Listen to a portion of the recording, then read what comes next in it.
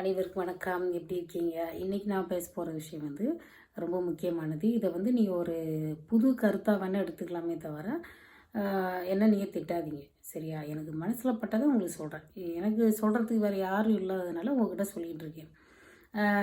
ராமனுக்கு எனக்கும் ஏதோ சொத்து தகராறு, நிலத்தகராறு இருக்கிற மாதிரி நீங்கள் எதுவும் நினச்சிக்காதீங்க. அவருக்கும் எனக்கு எந்த பிரச்சனையும் கிடையாது.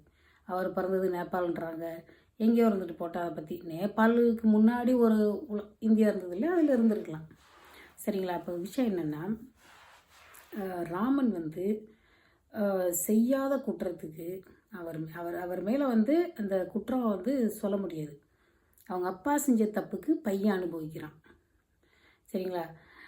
அவங்க அப்பா வந்து கைகியை கல்யாணம் பண்ணதுனால இப்போது வீட்டுக்கு மூத்த பையன் ராமன் தான் அரசனாகணும் நியாயப்படி பார்த்தா. இப்போ நம்ம ஒரு 10 பேர் வரிசையில் நிற்கிறோம்.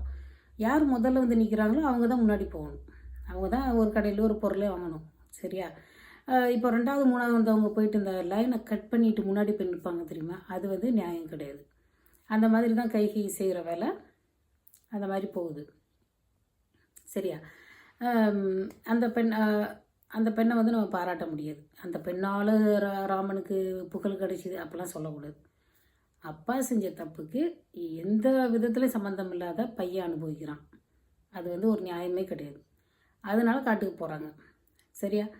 ஆனால் காட்டுக்கு போனதுக்கப்புறம் சும்மா வாயை வச்சுக்கிட்டு சும்மா இல்லாமல் ராமன் செஞ்ச விஷயத்தினால தான் எல்லா பிரச்சனையும் காரணம். எல்லா பிரச்சனையுமே வருது. இப்போ நீங்கள் வந்து லவ் பண்ணுறப்போ 2 டைப் பார்க்குறீங்க. ஒருத்தர் வந்து லவ் ஃபெயிலியர் ஆகிடுச்சி, சரி போனால் போ அப்படின்னு சொல்லிட்டு விட்டுட்டு போயிடுவாங்க. இன்னொருத்தர் வந்து சில ஆண்கள் சில பெண்கள் வந்து ஏமாத்துறவங்கள ஏதாவது தண்டிக்கணும்னு நினைப்பாங்க. ஏதாவது பிரச்சனை பண்ணணும், இதை தண்டிச்சுட்டு தான் போகணும் அப்படின்னு நினைப்பாங்க. அந்த தண்டிக்கணும்னு நினைக்கிற ஒரு ஆள் தான் சூர்பனகை.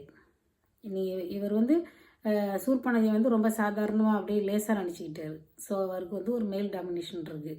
இந்த பொண்ணை வந்து நம்ம ஈஸியாக ஏமாத்திடலாம் அப்படின்னு சொல்லி சாதாரண நினச்சிக்கிட்டாரு.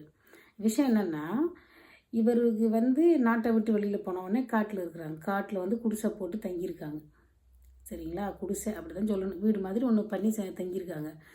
அப்போ அந்த இடத்துக்கு வர்ற ஒரு பெண்ணை, அந்த பெண்ணை வந்து சூர்பனகை வந்து ஒரு அரசனோட தங்கச்சின்னு தெரியுது.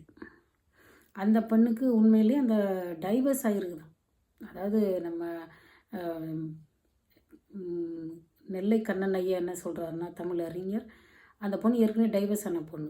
டைவர்ஸுன்றது அந்த காலத்துலேருந்து இருக்குது, கற்காலத்துலேருந்து இருக்குது. எனக்கு பிடிக்கல அப்படின்னா டைவர்ஸ், இப்போ தான் டைவர்ஸ் வந்த மாதிரி. அந்த பொண்ணுக்கு ஏற்கனவே டைவர்ஸ் ஆகிருக்குது.